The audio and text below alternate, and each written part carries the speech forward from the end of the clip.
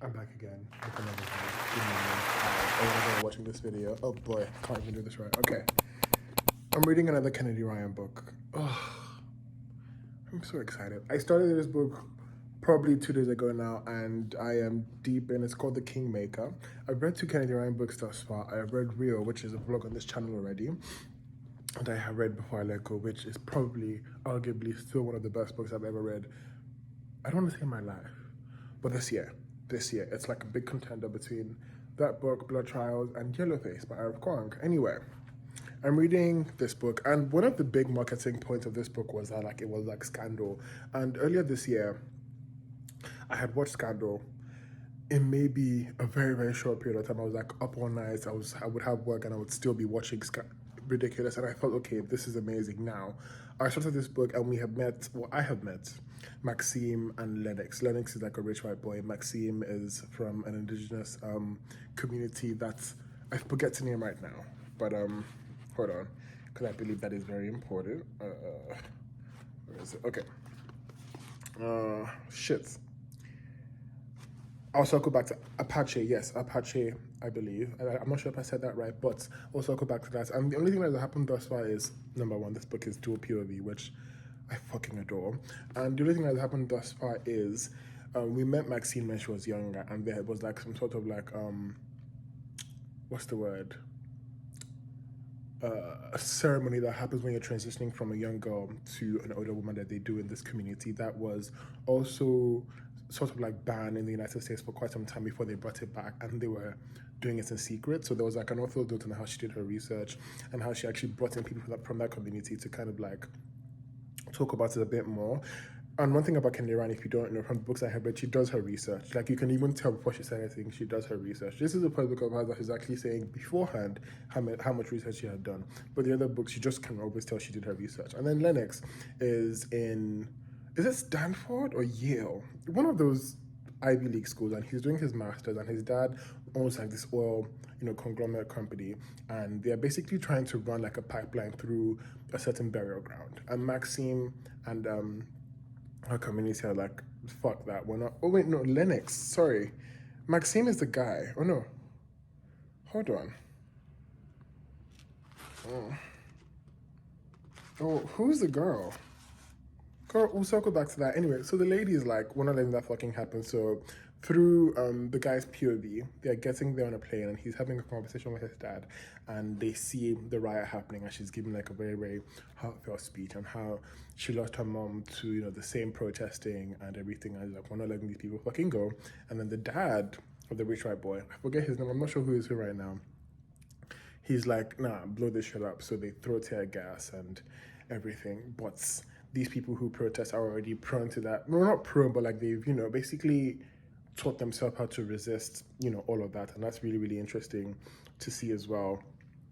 And I stop at the place where they get arrested. So the white boy basically goes out to protect, everyone, the girl, most importantly, because he's already talking about how much she's beautiful and like strong and bold and everything. He's getting attracted to her. So they, are locked up in a cell, and they're just having like a quick conversation, and then he realizes she's 17. And that's why I stopped. But thus far, I love this book. I already know who I'm picturing. Like, I can picture this book already happening. I can already visualize the people, and I'm sold. And I feel so bad that I don't remember the names that I'm supposed to be remembering, even though Lennox is the lady, Maxime is the guy. Lennox is the lady, Maxime is the guy, and Maxine Cade, which is such a very intimidating name, Maxime Cade. And Lennox is from, the Yavapai Apache Nation, an American Indian tribe. Some tribes mark the transition from girl to young woman through a puberty ceremony known by various names. My story pulls from the Western Apache's version of this rite of passage, generally known as the sunrise ceremony or sunrise dance. Natiers. I'm gonna put that, how you say that, in the N-A apostrophe T-I apostrophe E-E-S, which means preparing her. Yep, that's basically where we are thus far. And this book reminds me of a book that I'm going to let you guys know when I'm like halfway through this particular book, just so I don't get like my descriptions wrong. But we're loving it. This is very impromptu, like, because I don't have better way to set this up. But further in, and already I know why I love Kennedy Ryan so much, and I know why I'm so invested in this book. I just got up the bathroom, highlighter present, and I'm loving this book. Not much has progressed since last time I turned on the camera. However, something interesting, right? Who also, I clarify, Maxime is a guy, Lennox is a woman. I'm gonna call him Max. Maxime sounds so strong. Say Max and Len, but I don't want to shorten their names. Anyway, so Lennox, they jumped 4 years. Nothing significant has really happened that I know of right now, but Lennox has finished university, and Maxime at the time, he was at Berkeley doing his master's, and he's done with his master's, and she's in Amsterdam on a holiday, and there was a very interesting segment where she's talking to her dad, and she saw he's talking about how there's a reference to how much he watches Taken, and she's like saying she's not going to get kidnapped or abducted or anything, and Maxime is also there, but he's about to leave. So he says he's going to like Antarctica for like a research study or something, and he's talking about how he's been training his body and everything, which is really, really interesting. But one thing that I really love so far is Lennox has two friends with her. One is like engaged and the other is single, and like like the party girl of the group, but they're all like really brilliant and nice and everything, and they have their own lives. I could just figure them through the page. They don't feel like fillers. Which on the other hand, Maxime's friends feel like fillers in a way. But again, I haven't gone so far to like be able to, I might debunk this in the next clip. And anyway, what I was gonna say was, something interesting is, throughout the whole book, Lennox doesn't know that Cade Industries, this is the industry that's built a pipeline through her, her ancestors or family land. She doesn't know that Maxime is a Cade. And he as well has since removed himself from the family. He's using another name, Kingsman. So he introduces himself, and she's like, "Oh, I don't even know what your name is," because they meet at a bar in Amsterdam by chance with their friends, both friend groups, and they're both like, from them in their heads, they're like, "Oh my god, it's been forever, but it just feels right," and I'm so happy. But I will say, I am excited to see what happens when she finds out that he's a kid, and because he has to find out, and I feel like chaos is going to ensue, and I'm just loving when that happens. But so far so good. I'm in love. I love it. My heart is full. Kennedy Ryan, you've done it again. I can already tell. I'm enjoying this. Now, one thing about Kennedy Ryan is famous for, she would either take you to a hospital or someone is going to get sick, or there's going to be some big disaster, and I really hope that doesn't happen. I don't see that happening, but I could be wrong. But yep. Like I said, this was so impromptu. This is so impromptu because it is barely 9 a.m. in the morning. Coffee in hand, and I am reading. So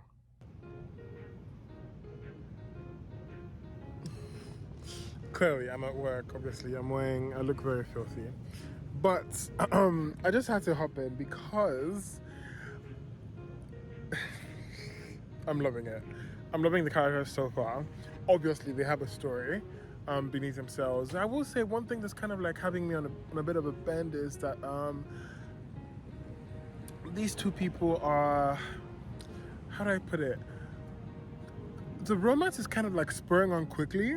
So they're at this bar, and their friends are leaving, and they're still together, and they're like touching, and I'm thinking, okay, they really met once under weird circumstances where they got locked up together during a protest, and now with their meeting in Amsterdam, they're like, there's alcohol in there, which might be a factor as well, and it's kind of just turned into a whole thing. And now it's the second day and they're going on a date, and I'm like, okay, it's adorable, I'm loving it, I don't hate anything about this so far. It's going really, really great for me, and I just wanted to chip in and say that because who knows what's going to happen. I'm trying to think back to, I guess it's not unrealistic, or it's not weird to say that it's not as unrealistic. I guess you could hit it up with someone that you've only met once under very interesting circumstances, and it's they're both also thinking internally how they both have like-minded issues, so they're trying to save the world one step at a time. She's like merely trying to protect her culture and her land and everything, and just human stuff, and he's on the other hand of like trying to convert energy and like trying to make America be natural and not use so much oil and gas. And he's in Amsterdam because he mentioned how Europe is a continent that has really done that perfectly. So that's, they're like-minded in different ways, but very good at the same time, and I'm really, really liking that as well. And so earlier, I didn't want to abbreviate their names because I thought maybe they meant something. But he's calling her Nix, like Nix. Her name is Lennox. He's calling her Nix, and she's like her friends call her Len, but him calling her Nix is kind of weird. But she's going to accept it during this holiday or during this week. And I'm like, okay, fair. I guess I would just say Lennox. If they're calling her Nix, I'll call her Nix. I just didn't want to abbreviate it because I just thought the name meant something, and it probably does. I don't know yet. I just didn't want to appropriate. But yeah, so far so good. Bye-bye. This is so weird. But I was reading and I'm dropping it because I'm sick. Nothing about happened. It's just they're having sex at an alleyway through the POV of Max, and I'm just like, okay, I'm done. Because I really don't like when there's so much sex. And I'm not even like so far into the book yet, but goddamn, I'm going to bed. It's only like 9 p.m., but I'm going to bed. Oh, okay. Well, that wasn't nice. Hello. I have a bone to pick. I'm obviously reading, and this book has so many dog ears. I don't know if you can see it, but I dog eared so much when I'm reading at work and I'm reading at home. But I have a bone to pick, 2 bones to pick. Number one, right? There's been this agreement with Max and Lennox.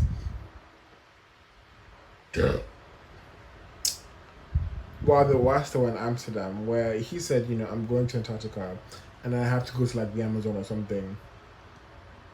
So this is just gonna be like a week of a good time, and then we go our separate ways. And because she was a virgin at the time, she's like, okay, cool, no problem. But she's thinking into it and everything, and it's cool, it's fine. Now, before the week is over, she had a couple, I guess, offers of like work and everything, and then there's one that really catches her eye that her aunt gives to her, which is like working with someone who's running for Congress or something, like a senator, something in that regard. So she's working on a campaign. So she rushes home and he goes to Antarctica. Now, my thing is, what are the odds? I mean, this is just me thinking too deep into it, obviously. But what are the odds that like you go on a vacation and you just have a great time with one guy for a week who, yes, you've met before, and 4 years ago, but what are the odds that happen as well? But you have this whole week that you agree that it's just gonna be like a good fuck, and you leave. What are the odds that you really think about this person? That like you constantly reminisce and remember, because I'm reading, so a lot has happened. I mean, also to state the fact that like whilst they're going on with their lives, so like months have gone by now, a lot has been going on. So while she's been on the campaign, they've had to like, you know, look for missing persons, work on the election, go out to protest, look for people, all that. And then on his end, he's in Antarctica right now, and there's something really scary and dangerous going on in his situation. And I'm wondering, I'm thinking, but I guess in a week you can make a deep connection with someone. Which brings me to my second point. I really love, this is not a rant, the second point, but like I love how present Lennox's friends are in this book. Because you meet them on the trip to Amsterdam, and they're there, they have their own personalities, like I've said earlier. They're like just straight out of the book, and they come to you. They're amazing. But what was I going to say? I blanked out. Yeah, I just love how they're present in the book. So one of the friends right now is also helping Lennox with the campaign, and I just really enjoy seeing that. She brought news about the guy, and I'm wondering, why are you bringing news about someone like you? That's beside the point. But it's really nice to see that the friends are still here, and they're not just like, you know, page fillers. Because I really excuse me, for anyone who's watched enough of my videos, I dislike page fillers. I just don't enjoy when someone who has enough potential is just there and is going to be doing so much. But yeah, I just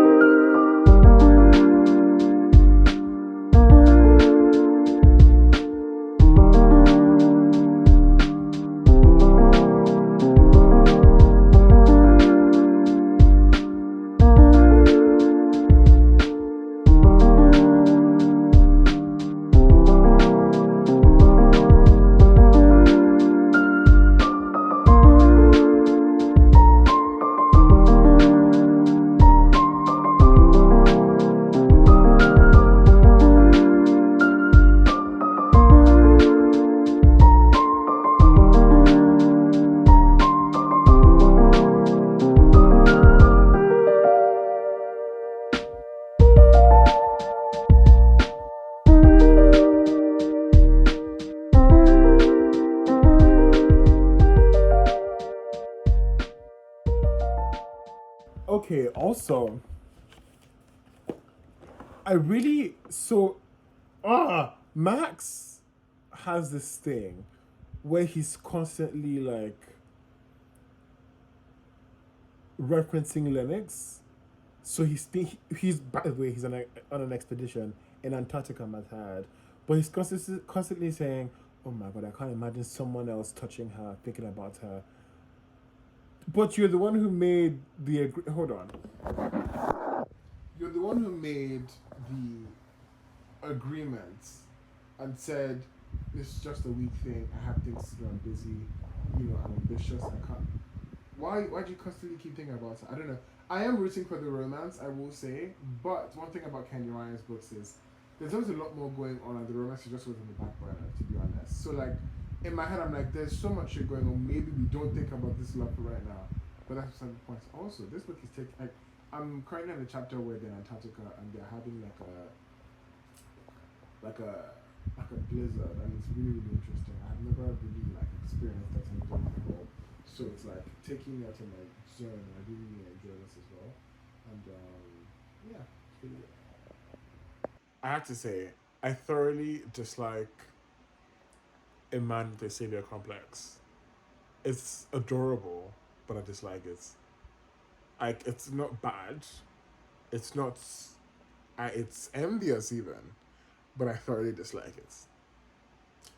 I I refuse to believe people like this actually exist, but they do. So something happens in Antarctica, and Max basically decides to jump in to a blizzard to save someone, and I'm like, also the confidence of a white man. Let me just add, I think personally, because you wouldn't find me. I mean, Antarctica does sound fun, but like,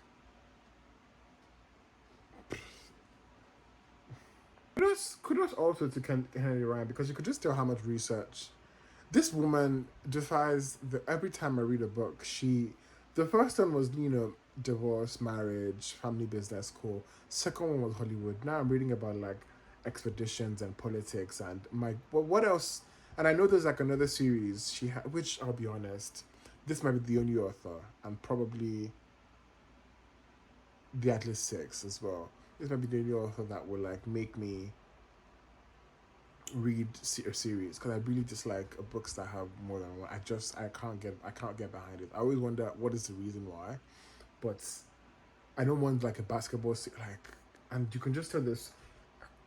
Like you could just tell there's so much, and all her books feel so different from each other. Like there's really no. I mean, she has like her her like what her star points, or like her things you would really identify her by or as, like her sex scenes. Which, by the way, the sex scene in this book, in the beginning I was like, God, I got so bored. Maybe I just don't really like reading as much about straight sex. But my goodness, but hey, good times, good times. But yeah, it's good. Kudos to Candy Ryan, man. It's amazing just seeing how much her writing is just like always evolving with each book, and it's just always very different, but still very unique in its own way. It's bellissimo. Almost done. And this book is already doing something that I really love about books. For anyone who doesn't know, something that really makes me enjoy a book, especially if maybe for whatever chance, not saying this is the case with this book, but like, say the book hasn't really been piquing my interest and I'm trying to make it through the end. If there's an ending sequence I can see from a mile away, I'm interested. And this book has an ending sequence. Now, number one, I see why the book is called Kingmaker. So there was a 10-year jump, which sounds scary, I know, sounds unbelievable as well, but it worked because I don't know, like the other night when I was reading, something happened where Lennox is working as like on this campaign basically, and before Max, he's come back from Antarctica and he's going somewhere, I think the Amazon or something, but she finally, spoiler, jump forward if you don't want to hear, but she found out that he's a Cade, which means he's the son of the pipeline that she was protesting for when, like, 4 or years earlier, when her mom had passed. She gets upset, but she's upset, and he gets there, and they have sex in the fucking conference room, and I'm like, girl, stand up, get the fuck up. What are we doing? Because I'm gonna give that, like, that now the door's not shut, it's creaked. The door is creaked. What are we doing? Anyway, they've gone by 10 years and they call her the Kingmaker because she's like better people and like worked on campaigns that have succeeded, and she's put like good people in power. But the ending sequence coming is Max's brother, who's a senator currently, wants to run for president, and he wants her on the team on the campaign. But here's the thing: remember when I mentioned earlier that like, I love that like the best friends are still incorporated in the book? Well, Kimber, who was on the Amsterdam trip at the beginning of the book, is actually who she's working with, who Lennox works with for like campaign and stuff. So they have like a like an associate firm or something called Hunter and I forget the other, Hunter and Allen, which is both their last names, and they're like top people in the industry, which is fucking amazing. So I'm appreciating that. I can see an ending sequence where it's like, okay, there's a campaign coming. She hasn't seen Max in like 10 years. She's going to be working on his brother's campaign. Of course, you're going to cross paths. I mean, come on. And like, I'm at a point where Max is at his brother's house. They're about to like have dinner with the whole team. So they're about to meet for the first time before, like, I guess they start campaigning for presidential elections and whatnot. And I could just tell it's about to get heated. Now, also, before I read this book, a while ago before I read this book, when people were talking about it, everyone said if you liked, the whole thing was if you like Scandal, you love this book. And until I got to like the 10-year jump, I didn't really see it. But now I kind of do, because there was a whole thing with like, you know, how Lennox could be like Olivia Pope and she's getting people in power and she never loses. But the thing is, Olivia Pope was like flawed morally in a lot of ways. Now Lennox, as far as I can see, as I can see here, she's been morally correct in a lot of things. She's doing things the right way. She's doing things for the right reasons. She's not like compromised yet, even though she has slept with the senator's brother. But like right now, she's not really compromised in the election. So I see why they would mention it, or see why they would probably call it to be like scandal-ish, but that's not what I would really reference it or recommend it to someone with, because when I thought scandal, I thought scandal. This is something else. And I remember saying at the beginning of this blog, there's a book that this book really reminds me of, and I still feel the same way, but I'm going to wait to the end before I can mention it so I don't like throw you off course by any chance. But scandal, I wouldn't really say, I don't know, I'm still thinking, I wouldn't really say it reminds me of scandal as much, but I'm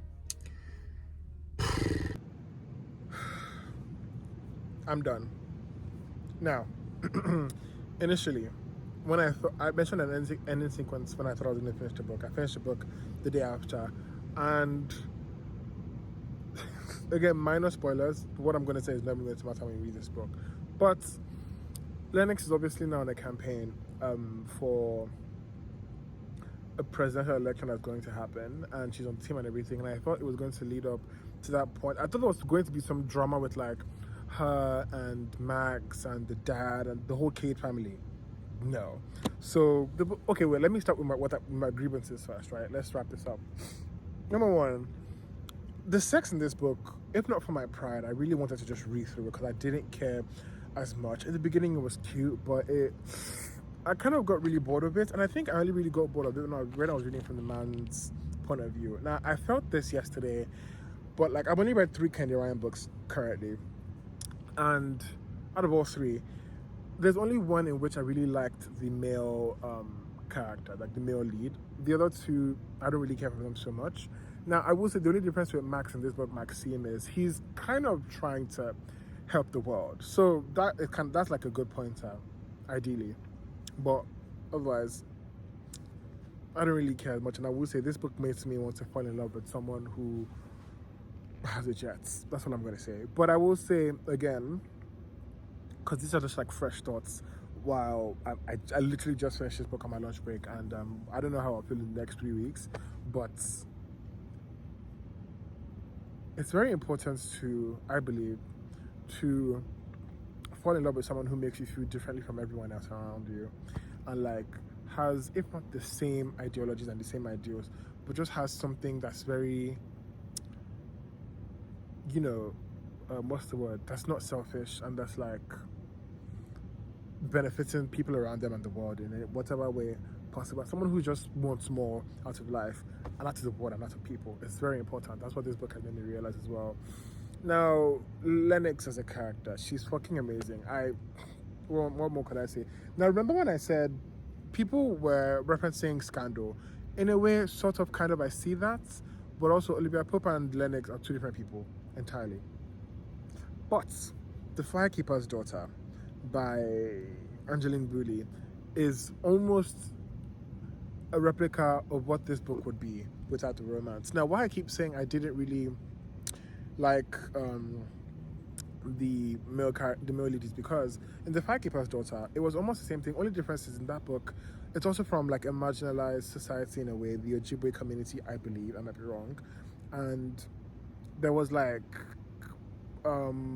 what's the word I'm looking for? An investigation. So this, cop goes undercover, and the female lead, I forget her name as well, she kind of falls in love with the guy, and the whole thing, they're uncovering a lot of secrets in the community and like kind of trying to figure shit out. But the book ends perfectly because they don't fall in love. She kind of says, actually, you're cute, but I have shit to do in my life and there's no space for you right now. Which Lennox sort of does, because there's a 10-year gap with this whole thing with her and Max, but you have to finish the book to kind of see what you feel about it. Now, I finished. People did mention there was a cliffhanger. That sort of is. I will tell you right now, if I didn't read the second book today, I would be satisfied. And I've mentioned before, I have a thing about reading sequels because, like, what if it's not as good? I really want to know what happens with the election. Not really what happens with the romance, but just how much further Lennox goes in, like, helping marginalized communities and just people in life, period. I really want to see how far she can go. And also with Max as well, I want to see if he really helps America in this book to convert to green energy as much as possible. But if I didn't read, I would be okay. It's an amazing book, nonetheless, and I feel satisfied. Kennedy Ryan, you've done it again. Now there are only 2 books of hers that I want to read, and all her books. So when you buy any of her books, they will kind of show you like all the books she's written. I've read Before I Let Go. I've read Real. I've read, the Kingmaker. The only one I want to read right now is The Rebel King and Long Shots. Long Shot because everyone says everyone has some dramatic reaction to it. I'm following the trends, I will say. And then The Rebel King because that's the book 2 of this book. I just want to see what happens. And there's a 3rd book, but I don't know if I'm going to go that far. Who knows? But it's been an amazing book. Now this book, unlike Rio, doesn't really make me hate romance because there's a lot more going on, and romance is like an undertone in this book, in my opinion. And it's been a good ride. It's been a really, really good ride. I've enjoyed it, and I don't really have much more to say. We'll see how I feel in the coming weeks, and maybe my feelings change, and maybe I remember anything. But I will say I highlighted a lot. Like this is the book I've dog-eared the most since I've been reading books ever, I personally think. Something that I really, really enjoyed was it's right there. I want to tell him that I can face down Dobermans and tear gas and rubber bullets as a protest. I can give speeches broadcast with hundreds of thousands of people without a second thought. I can lead a team to elect governors and maybe even a president. But the thought of trusting him with so much of myself again scares me. And it was like talking about romance, and I related with that so much because as humans we can do like the most scary things, like going out for a protest or whatever it might be, right? The most dangerous things, jumping out of skydiving, hiking, whatever. But like when it comes to trusting a human being with your heart and just like devoting yourself to them, it's very, very scary, and it's like uncharted waters. No one, like, I don't think anyone in this world can have a very, very similar or the same experience as to romance as with the next person. Skydiving, someone can tell you, oh, this is how we're going to feel, and you might really have the same experience. But like with romance, you can't really replicate how one person has ever really felt. You can maybe relate to it, but you can't really replicate it. And it's very delicate, dangerous, and just uncharted water. It's fucking ridiculous. And I really listened to that so heavy because I was like, I kind of get it. Because falling in love is very scary, and it's better to be safe than sorry in that kind of situation. But you gotta do what you gotta do. But that has been Kingmaker by Kennedy Ryan. It's been a good ride, and thank you for watching this video. Thank you for watching this vlog. If you watch it to the end, you're a real one. And I hope maybe I've made you want to read this book or not read this book. It's up to you. And I will see you the next time I'm talking about another book or reading another book and telling you how I feel about it. But I've been Dami. Love you. Bye.